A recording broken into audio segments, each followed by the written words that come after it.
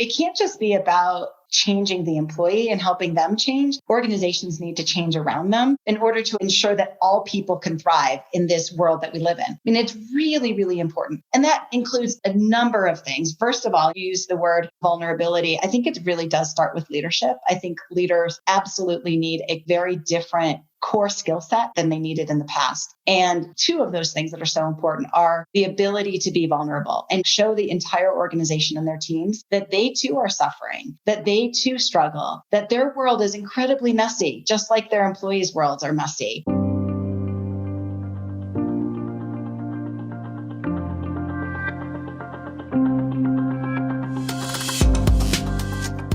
Hey everybody, I'm Lori Rudiman. Welcome to Punk Rock HR. Today's guest is Heidi Spirgi. Heidi is the Chief Strategy and Marketing Officer at Cornerstone On Demand, which is an HR technology company.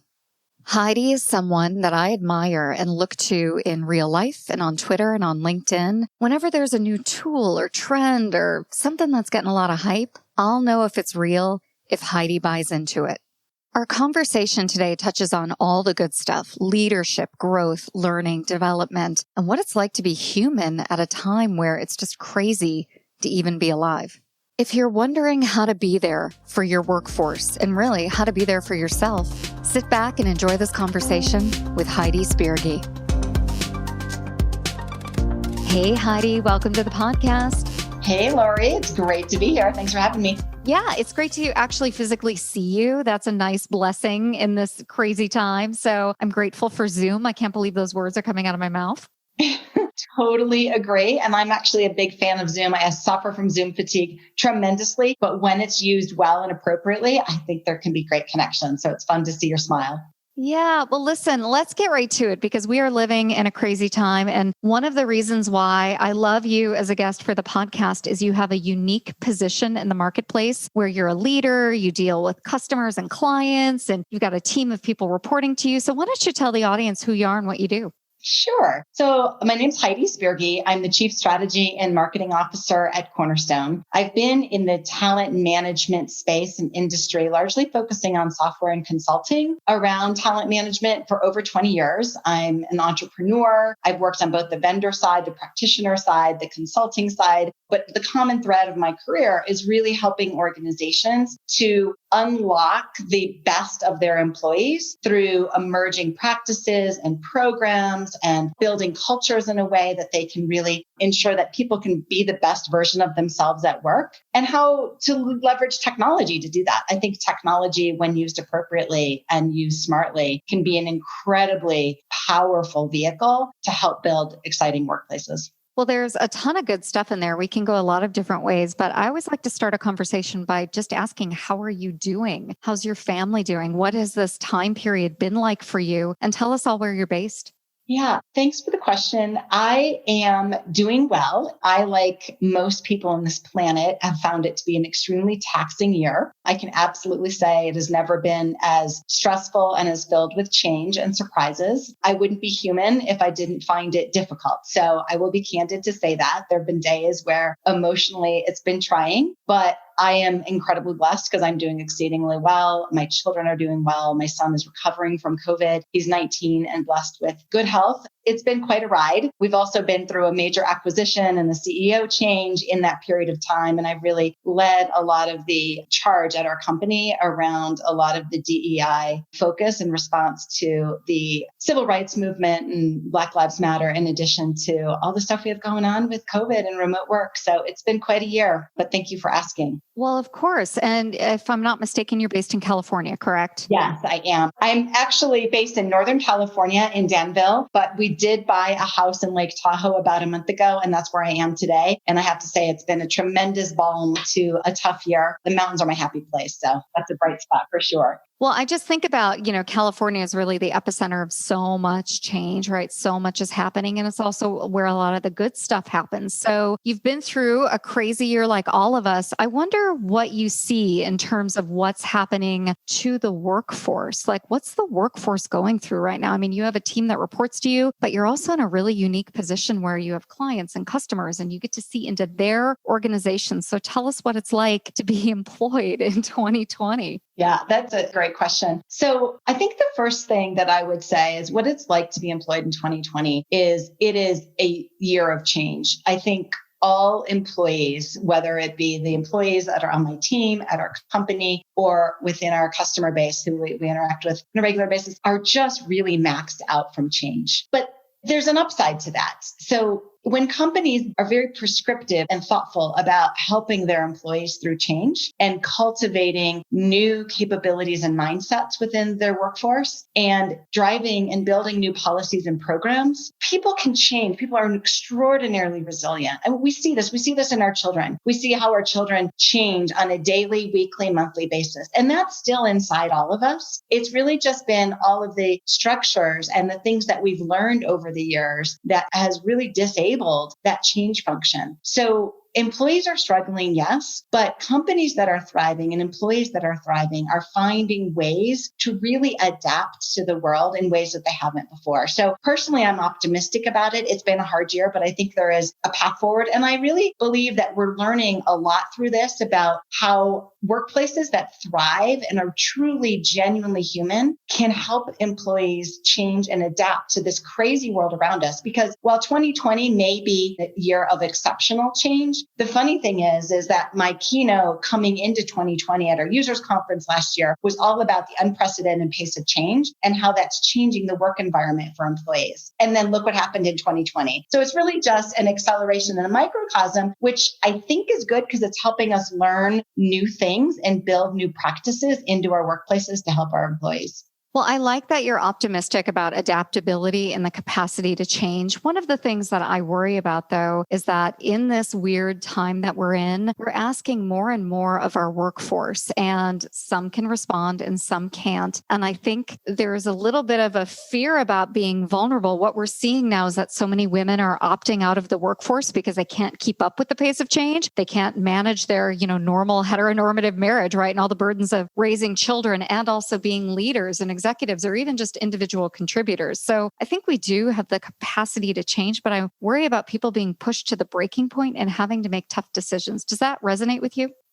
100%. And so it can't just be about changing the employee and helping them change. Organizations need to change around them in order to ensure that all people can thrive in this world that we live in. I mean, it's really, really important. And that includes a number of things. First of all, you use the word vulnerability. I think it really does start with leadership. I think leaders absolutely need a very different core skill set than they needed in the past. And two of those things that are so important are the ability to be vulnerable and show the entire organization and their teams that they too are suffering, that they too struggle, that their world is incredibly messy, just like their employees' worlds are messy, that they too have, the crying child in the background and the stressed out husband who you haven't maintained the house to this normal standard because you no longer have a housekeeper coming in or you're doing homeschooling. And so allowing our employees to see that we also suffer and that we also feel insecure and we also experience stress. It gives them permission to feel and be who they are, as opposed to trying to not be their authentic selves at work. The second you start to expect employees to try to act or be something other than their genuine self and their full self at work and bring their full entire being into the workplace, it's the second you begin to shut them down. And you're going to see stress and burnout increase, and you're going to see productivity fall, and you're going to see engagement fall because they're not going to have that human connection at work. So I think that vulnerability is really important. And then authenticity is such an overblown word, but authenticity, and I think about it as very related to transparency as well, which is just keep it real. People want to be treated as adults and they want the truth. They don't always want the sugar-coated message. They want to understand, where do we stand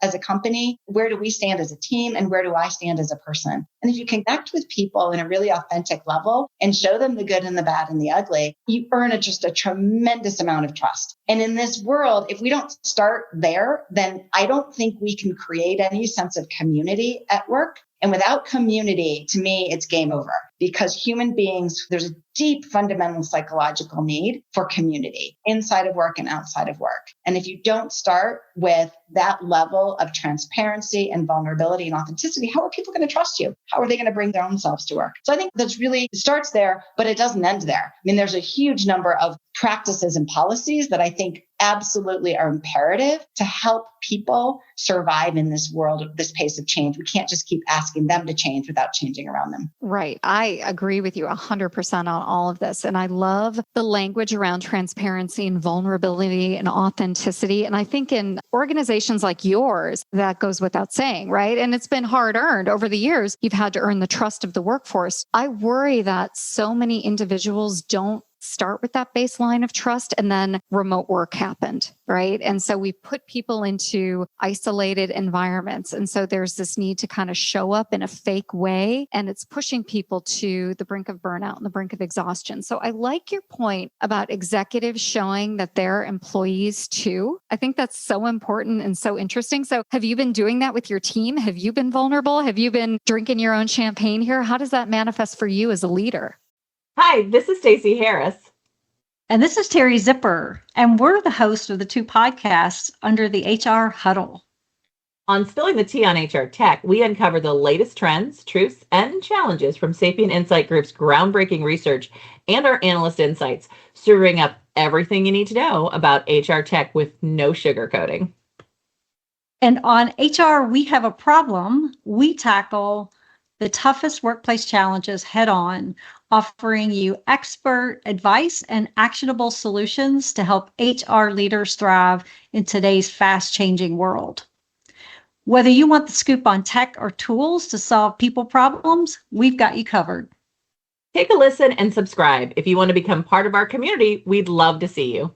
Yeah, absolutely. I share the messiness of my world quite regularly, meaning whether it's what's happening behind me, and I'm very transparent about my own levels of stress and burnout. This has not been an easy year. I don't try to put on the happy face and just pretend like I have it all together. I also acknowledge how blessed I am that my kids are in college and not young, and acknowledge the fact that I don't know how I would have dealt with it if my children were at home. So the way that I always talk about it with my team is bring your whole self to work. And I try to practice that on a regular basis, which also means spending time in smaller team meetings, sharing and celebrating both successes and failures on the both personal front and on the professional front. And so that's a regular ritual that I do with my teams. It does create a level of intimacy and openness. And by sharing failures, I call them OSMs, OS bleep.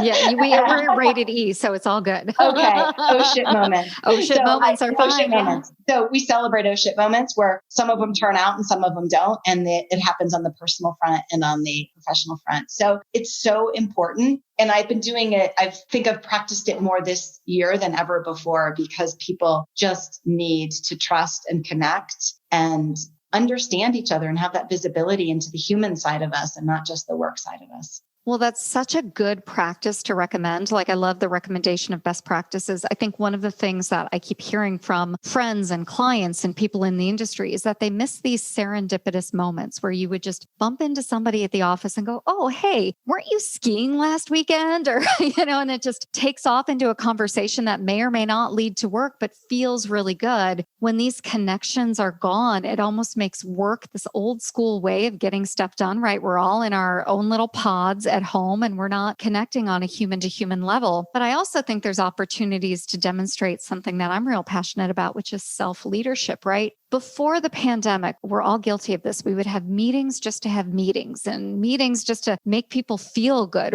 right? And meetings just to go through a ritual. And now we can actually go into these quiet, focused areas, if we're lucky, do our work and demonstrate that we are the CEOs of our own individual lives. We're the CEOs of our jobs, right? So I think self-leadership is this emerging skill that's becoming more and more important. What do you think about that? Because I think this is something we're going to be talking about in 2021 and beyond. Yeah, I love that concept and that term. And that's actually one of the things that just in terms of the rituals and practices that I'm trying to instill in my team this year, that is one of them. In fact, I wrote a blog post recently on how, and I didn't call it self-leadership, but basically all of the things that people need to do in order to truly be very thoughtful and mindful about not building their career, but running their career on a day-to-day basis and making the choices that are most important to you. And those can be hard choices. They can be very difficult choices. And my focus was really on how do you actually accomplish what you need to from a work perspective without sacrificing too much personally, because I've seen it on my team and there's so much written about it in terms of,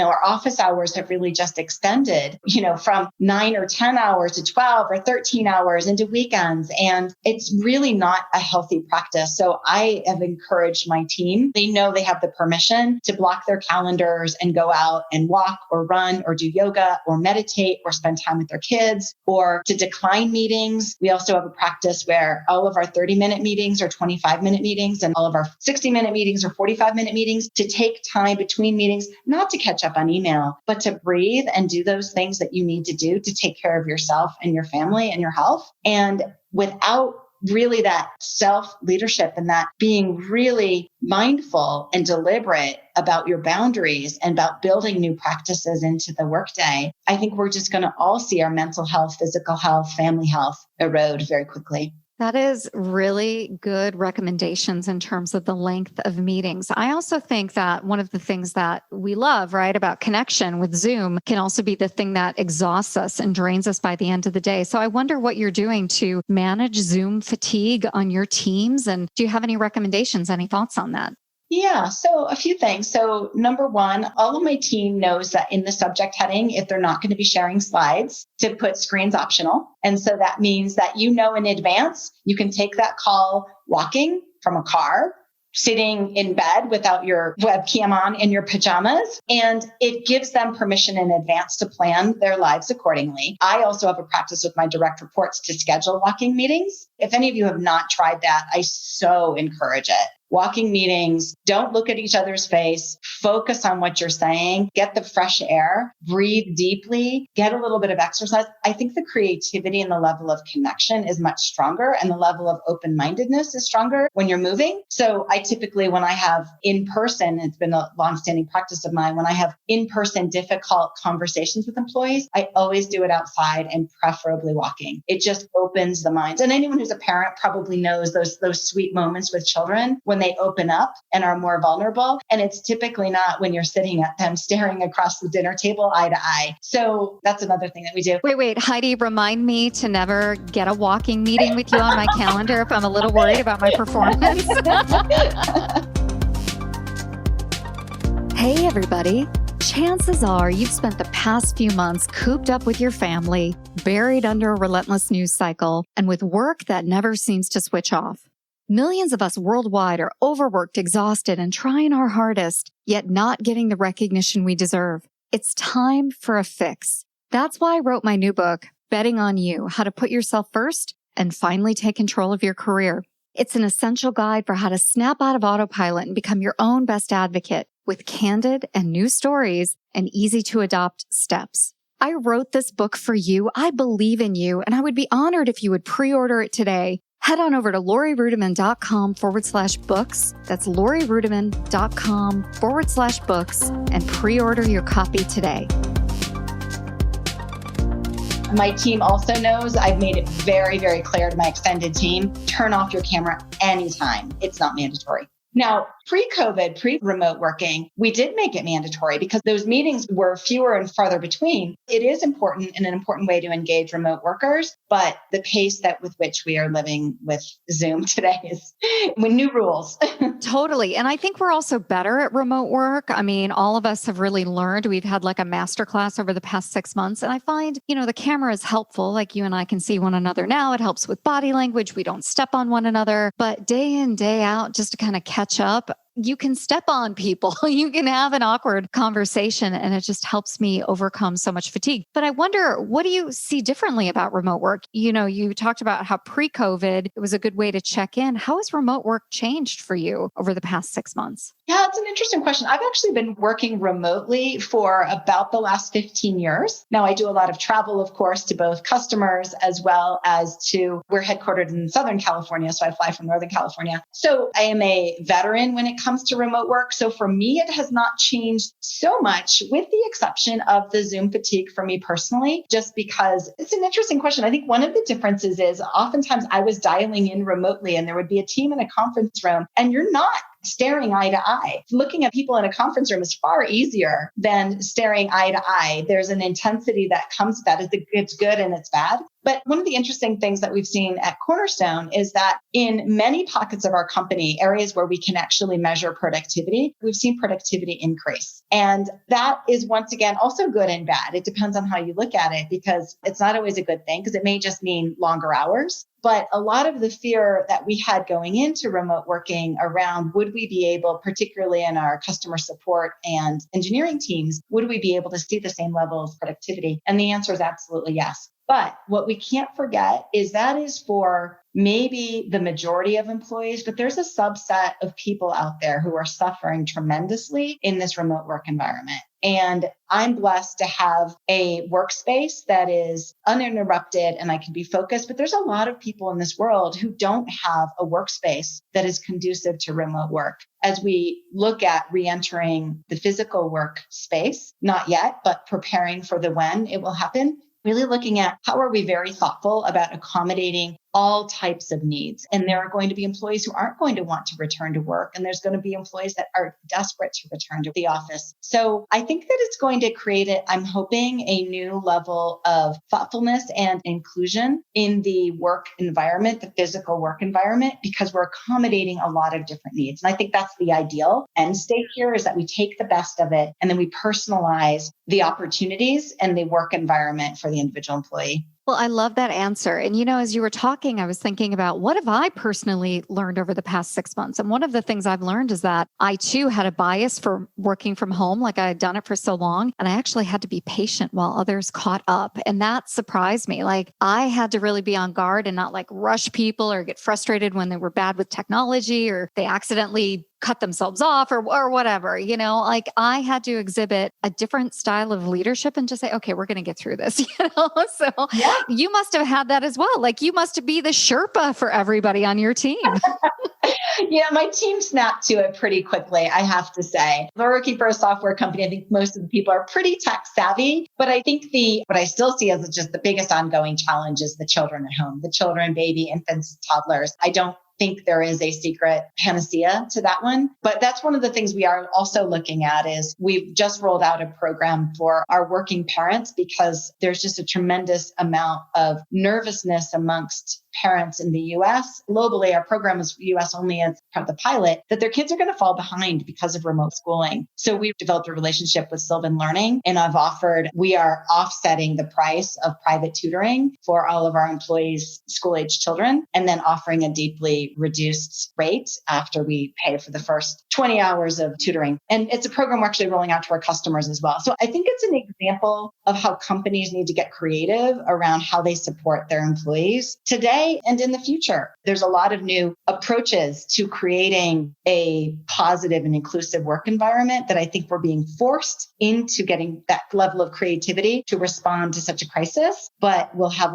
a lot of lasting good. I can imagine this program continuing in perpetuity. I don't see why it wouldn't. And I failed to mention, but we always at Cornerstone, we always try to ask ourselves, everything that we're doing for our employees, how can we also contribute to the community in a similar way? So part of this initiative is underserved communities are struggling even more with this remote schooling environment. So we have a relationship with Sylvan Learning such that for every 20 hours of tutoring that's purchased, they offer a 30-hour course to a underprivileged child. So I think it's kinds of things like that's just an example of companies getting creative. And I think we need to think that way more, and even after we come out of this. So I love where this conversation is going. And I actually want to end on companies being a force for good. We are at a really weird inflection point in our society where we're undergoing a health crisis, right? A pandemic, a racial epidemic, and the related change, hopefully that comes out of that, as well as a recession. So I wonder what you see as a leader that organizations can be doing, right? You talked about bringing all the forces of good, all the creativity to the table, and you're doing that currently with your employee base and your customers and reaching out to the community. For HR professionals and other business leaders who are out there and really want to be a force for change in this world, how do they get started? How do they motivate their organizations? How do they, without having a budget for corporate social responsibility, how do they dip their toes in the water and really start to move their company in a position to do some good in the world?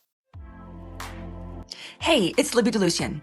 If you're sick of business advice that sounds cute, but doesn't actually move the needle forward, this one's for you. The Libby DeLucian podcast is where we go one layer deep. No gurus, no glitter, just straight up unfiltered talk about scaling a business, running a household, and holding on to your sanity in the middle of the chaos. If you're the bottleneck in your business or in your own life, I'll show you how to fix it. Simple, tactical, and one layer deep every time. Let's go. Visit libbyd.com and check out our podcast today.